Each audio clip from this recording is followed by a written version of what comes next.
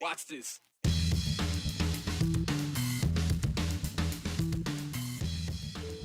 It's Friday. You know what that means? You made it through the week. Ahead for you on the Friday 208. We are diving deep into the madness. That's right, pickleball. We caught up with our favorite pickleball pro to learn about her journey and a brand new facility coming to Idaho. You will not want to miss this. Plus, what a week it was, right? You had a lot to say about the happenings all around the 208. So we are taking your questions, comments, and good news of the week. And to send you home happy this weekend, we've got some more to explore. Yes, we're diving into the KTVB archives as we approach the 70th anniversary of News Channel 7 this summer. So we have a vintage Exploring Idaho to share to get you in the mood. 208, it starts right now. There's a growing community taking over towns all over America. The takeover is happening right now as we speak, right here in the Treasure Valley, as a matter of fact. It's a phenomenon known as pickleball. Ah, yes, pickleball. I'm sure that caught your attention at home. Come here, come in, closer to the TV. You need to watch this. Now, one of the top professionals in all of pickleball, they call the city of Boise home, and the pickleball passion locally, it's about to explode, even more so than it already is. Professional player Susanna Barr invited us to learn more. So, you want to play pickleball. You'll need a paddle, a pickleball, a kitchen, whatever that is, and yeah, the whole court helps too. But how do you play? Professional pickleballer Susanna Barr, who calls Boise home, she's probably the best to ask. Barr is literally one of the top-ranked players on the planet. So what do we do? Okay, so pickleball is kind of like a combination of tennis, badminton, and ping pong. To me, it's kind of like you're standing on the ping pong table. Okay. But one of the main things we need to know is we have like these two colors, right? So we have the blue part of the court here. This is your service box. And then we have this gray part. And this is where pickleball really becomes pickleball. We cannot stand in this gray area and hit the ball out of the air. Okay. Okay, so like unlike in tennis, you can come right up here and slam people. Smack it. In pickleball, we stay behind this line and we can slam people, but from behind the line. Do you know what they used to call pickleball? No. They used to call it cucumber ball. They did not. Nah, that's just that is not true at all. That one I know is not true. And again, come up all the way up to the kitchen line. There you go. You want to be right in the yeah. kitchen. So if I give you that, then hit it hard. Oh, then I would. Oh, okay, yeah, so I really want to do that. That'd be nice. Okay. Oh, nice spin. Okay, we're getting fancy we got already. Fancy. Okay, so how did you find yourself getting into this? So honestly, I was just bored. And I needed something to do. I used to play tennis and volleyball, and I had heard of pickleball, and I thought, let's go check this out. So what was the first time you were on a pickleball? The very first time was 6 years ago in Meridian. I went to home court, played on the gym floor with the retirees, and was like, this is super fun. So at what point do you say, I'm going to go pro. I'm going to compete in this. That's a great question. So I'd been playing about a year when I played my first tournament. Okay. And I played singles and I played mixed doubles, and I'd won both of those. Wow. And the director of the tournament said, hey, do you want to play Women's Open tomorrow? And I was like, what? This is my first tournament. But my partner was like, yeah, let's do it. She was like 62 years old, and I was like, okay, why not? And we ended up winning Women's Open. And I was like, oh, this is really fun. It seems like it's going pretty well. I mean, yeah. You find yourself ranked 14th in the world. Yeah. When you go to bed at night, you're like, oh, I got to get up to 13th. Right? Oh my gosh. There's like, yes, there's always the challenge. Honestly, that's like what's so addictive about pickleball, is that you're always looking for like that next adrenaline rush and that next challenge. How quickly. So your business, your life, it grows. What's the next step from this court? So the next step from this is definitely the Flying Pickle, which is our 18-court indoor club. And it's going to be, it's in Meridian off Eagle Road in Pine. And, you know, it's going to be top of the line, just a great facility. And we're going to just really, one of our goals is just really to bring our community together. So that's a big part of it as well. Well, it's addictive. I mean, right? You're already getting better too. That's the thing. It's so fun. Like it's really easy to learn. I mean, there's things we could definitely work on. Like I want you to get closer to this kitchen line. Okay. Don't step on the line, but get up closer. Back. You keep moving back. All right, but eventually we got to be right up nice and close. That's really good dinking right now. Just, you don't want to give me that ball. It's got to get a little lower. A little lower. There you go. Oh. Yes. Oh no, I think you were in the kitchen, but that's okay. Woo. Don't want to get caught in the kitchen. Oh, what a shot.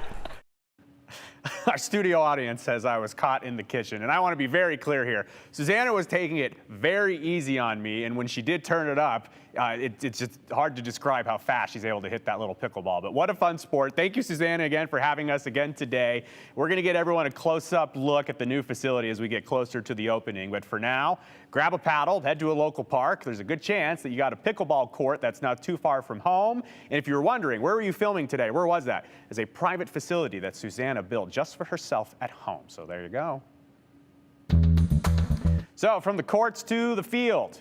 Broncos Blue Field specifically, where Boise State students will graduate in less than 24 hours. Congratulations, you've done it.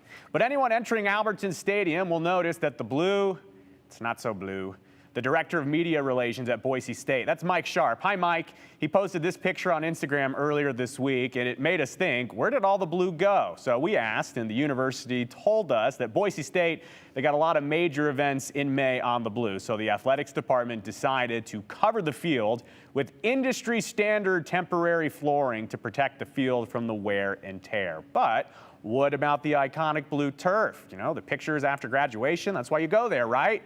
Well, rest assured, BSU is still pulling out all the stops for commencement. They said that they're rolling out the blue carpet with a blue turf runway for each graduate to walk down to go get their diploma. So a big congrats to everyone in the state graduating this year. Boise State, University of Idaho, CSI, CWI, congrats to all of you and everyone I forgot.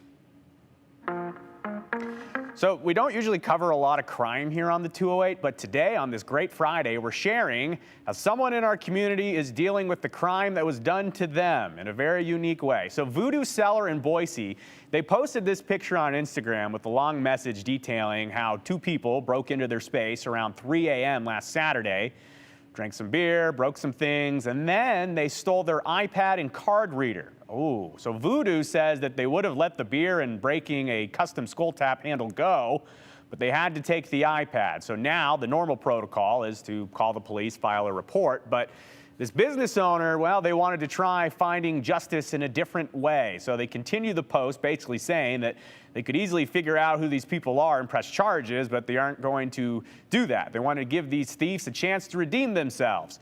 They said that all the culprits had to do was come into the pub during business hours before they opened today, apologize, bring back the stolen items, or $800 to cover it, their choice. Otherwise, the video of the robbery was going to go on social media and they were going to call the police. Quite the ultimatum, right? Well, it's Friday. What did they do? Did they turn themselves in? Did they get the stuff back? Well, the answer is yes. Two people, they did the right thing after all. Voodoo Cellar posted that the two came forward with a sincere apology and they returned the stolen items. They say no charges for them, I guess. Well, we've been telling you all week to help Idaho's biggest giving campaign, and it's officially a wrap. And you, the generous Idahoans, helped hundreds and hundreds of Idaho nonprofits raise millions of dollars. More than $3.8 million to be exact, and that money is going to nearly 640 organizations. And that's all thanks to more than 12,000 donors. Organizers are still working to get all the last-minute donations counted, so stay tuned for the official final number. But again, a big thank you to everyone who donated this year. We know there are millions and millions of dollars going to great causes, and thank you to the thousands of Idahoans that helped out.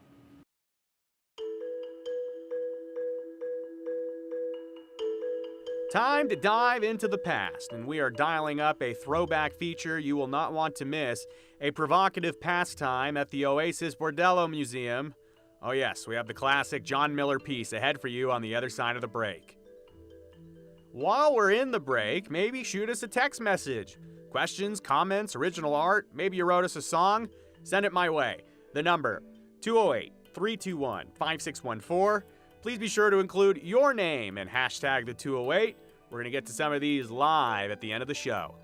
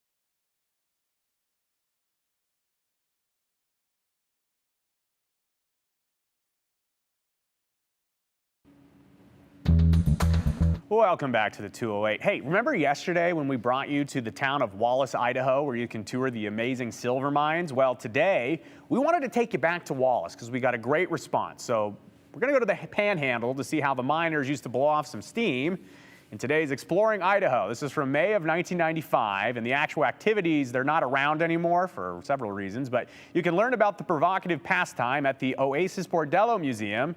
Former KTV reporter John Miller takes us there. Wallace is pretty quiet these days, but that's not how it used to be. It was miners. The mines were terrifically rich around here. People were making a lot of money, and it was bringing men from everywhere, and not many women. That's why this business probably flourished. The brothel business, that is. Michelle Mayfield is the, Chief Madam? at the Oasis Bordello Museum, emphasis nowadays on the word museum. This whole area of town was off limits to anybody respectable. It was bad. It was 1895 when the place opened, and the basement tells the story of bootlegging and crawl spaces with coffins just below the first floor, which became a casino, and right there on that spot. Underneath that, there used to be a trap door with a chute. And when the authorities would come in, the gamblers would simply drop this money down this chute into a bag. That's where Jack Mayfield dug up these bottles of booze and brown gunk. And I have no idea what it is. That's pretty scary in itself, huh? You bet it is. This is a real raunchy building. Yes, it really is. And that's only the downstairs. It doesn't cost nearly as much to get upstairs these days, does it? Oh, no, and looky there, you get more time.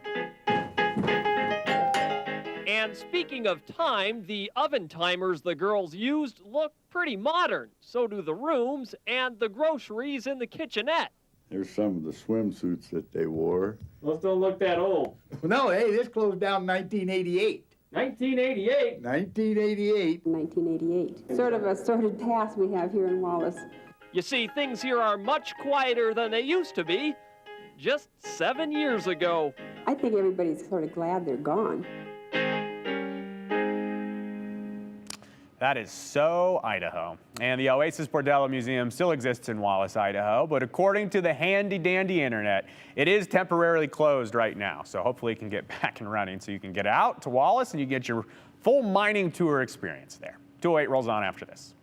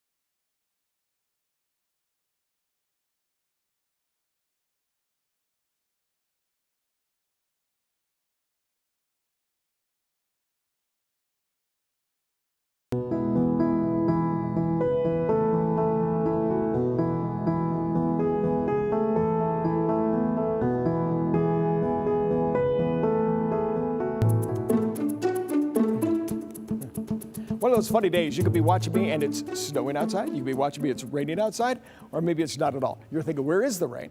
But I had people today, especially on Facebook, tell me, when's it going to stop raining in Ontario? Looks like that's where they're really getting it right now. Not a lot here in the valley, and then you see rain that happens to be just to the east. Very typical scenario if you look at this. You kind of notice this kind of U-shaped right around the valley. That's the Owyhee Mountains. As the storm system comes up, it gives a rain shadow effect, which means the rain tends to dry out as it moves into Ada County. That's what it's been doing all day. So we forecast the last couple of days the rain coming in, and we're really just right in that protective area. But I can tell you that we've got more showers down here to the south. And that's possible over the weekend, so we're going to have to continue watching that. Let me show you the futurecast if you have plans on your Saturday. If you look through here for tonight, not bad, not a whole lot except for a few sprinkles.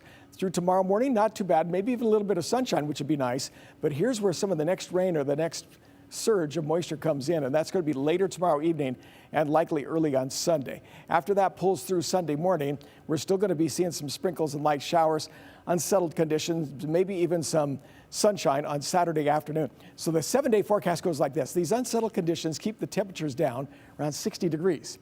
And it's going to continue this way through next week. Temperatures down around 60 degrees. Do you miss the fact that we don't have these temperatures in the 80s? Well, the end of next week, Thursday and Friday, we get those temperatures into the 70s or so. And then look at this. This is the 10-day temperature trend. So lows at night shows that it starts warming up into the 50s. And then some of the daytime highs, if you look at this through next week, have the 60s. Like I mentioned, that it gets up to the 70s. Next weekend and into the next week, temperatures will be in the 80s. Thank you, Rick. Well, that's some good camping weather. And happy Cinco de Mayo, or 5th of May in Spanish. But let's be clear about something here. Let's get this all taken care of. Cinco de Mayo, it's a holiday that's not associated with Mexico's Independence Day, which, contrary to popular belief, is actually on September the 16th. So what is Cinco de Mayo? Well, it commemorates Mexico's victory over the French on this day in 1862 during the Franco-Mexican War, and now the holiday has become a celebration of Mexican heritage, especially in areas with bigger Mexican-American populations. And if you want to celebrate, please do not wear a costume like a sombrero or a fake mustache, but instead, let's learn about the history of the holiday and enjoy it together. And sure, you can celebrate with some authentic tacos and maybe a shot of tequila or two, but just making sure you're supporting our local Mexican businesses. We have a lot of great shops in and around the Treasure Valley. Go check some out. Just do a Google search. Maybe you'll find something new. And maybe you want to keep the party going. Well, Squawki Fest is happening Sunday at the Old Pen in Boise. What is Squawki Fest? And that's a great question. It's the first ever craft beer festival, and squawki is the fermented alcoholic beverage brewed by inmates at the Old Pen who stash the drink to ferment into alcohol. So every brewery coming will have a version of the Old Pen lore that you can vote on in addition to their standard beer. But there'll also be music, food trucks, non-alcoholic beverages, of course, and access to the old Idaho Penitentiary building exhibits, which you haven't seen before. Go check it out. It's awesome. Coming up this Sunday, it'll be from noon to 5. Tickets are $20. Beer tokens are 4 for $4 or 4 for $15. So there you go. Well, we've had some sprinkles of good news in the show today, but nothing like we had on Wednesday. So many of you sent in some happy comments as we bring back one of our favorite segments. Give us your good news. Brian Holmes, take it away. We're looking for some good news from anybody about anything at all. You got any good news? Some good news, yes. My lawnmower started on the very first try this year. The even better part is I have a 15-year-old boy that's going to be able to drive the lawnmower and do all the yard work for me this year. Ah, that is amazing. Yes. How's that feel? It feels pretty darn good that I can just sit there and watch him do it, but then also correct him and help him learn. Straight lines. Yes. You're a man after my own heart. I try. That's amazing. Yeah. I'm looking forward to this weekend. I have my daughter's recital. How old is she? She's 4. She's 4? Yeah. What's her song? I think one of the songs is Better When I'm Dancing. It's the Charlie Brown. Do you know that one? I don't think so. Do you? Hold on. From the Peanuts movie. Yes, the Peanuts. Yeah, that's it. Better when I'm dancing. Yeah, yeah. Better when I'm dancing. Yeah, yeah. Awesome. Thank you both very, very much. What's your good news today? Good news is I flew in from California to visit my son and daughter-in-law and granddaughter. But guess what? They're taking off and we get to babysit. Even better. I tried to plan it to where they flew in and we flew out. So the good news is you get to see your son. Right. But you get to spend time with your grandkid. That's the main thing. That's the main thing. Good news. Yes. Yep, good news. Haley, you have some good news? I do. Me and my boyfriend just got engaged. Wow. Yep. Like just or like when? Like 2 weeks ago. 2 weeks ago? Yep, and we bought our house. I bought our first house. Okay, I'm gonna put you on the spot. Most annoying thing about him? How I have to repeat myself, I guess. How he can't comprehend, like, sometimes what I'm asking him to do. I don't understand. Exactly. Thank you for proving my point. You guys got any good news? You're an uncle? Oh yeah, I just recently became an uncle. What's it like? It's exciting, yeah. I like seeing my little nephew, you know. He's starting to, you know, get his facial features and starting to smile, and it's really nice to see him. That's awesome. What kind of uncle are you gonna be? I think I'm gonna be like the fun, sporty uncle, trying to teach him sports and athleticism and stuff like that. What did you graduate in? Communications. What are you gonna do with it? I'm moving to New York in August. To do what? Get a job. You don't have one? Nope. That doesn't sound like good news. Yes, it is. My sister lives there, and I'm just gonna I'm interning at home for the summer, and then I'm gonna get a job out there. You're right, that is good news. Yeah. That's awesome. That's an adventure. It is. Why not? 4 years at Boise State? Yep, 4 years. How'd it go? Good. Can you describe it in 4 words? Fun, crazy, different, change, and friendship. That's 5 words. Oh, you said 4? Oh. You are an overachiever. Yes, there you go. That's awesome. Thank you both very much. Yes, thank you. Have a good rest of the day. You too. Well, we all need some good news in our lives, right? And a lot of you agreed with us this week, sharing some more. Let's see some of your comments. This person says, love the 208 good news segment, a breath of fresh air with a smile. That was from Dan in Nampa. CP said, I love when you go out to talk to people. Very fun to hear the stories. Lori said, thanks for fulfilling this Anne Murray song. We sure could use a little good news today. Jason said, love that you are bringing back some of my favorites. David in Boise said, I love the good news segment. Make it weekly. And Amy gave us a little good news of her own. She said, my good news is that my son is graduating from Boise State with a chemistry degree and applied mathematics minor. Wow, I did not do that. So congratulations to your son, Amy, and everyone graduating. We hope that all of you have a great weekend full of good news. We'll wrap up the week after this break.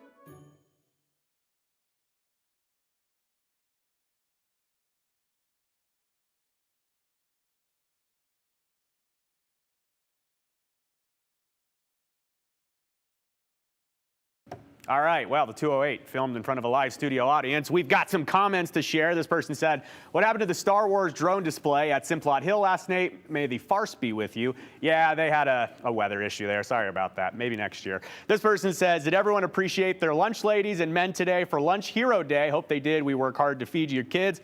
Yes, thank you for doing that, Kim. We appreciate you. This person says, roses are red, violets are blue. I'd kiss Doug Petcash before I'd kiss you. How is that for mindless banter? It's perfect, Mike. We love that. Thank you.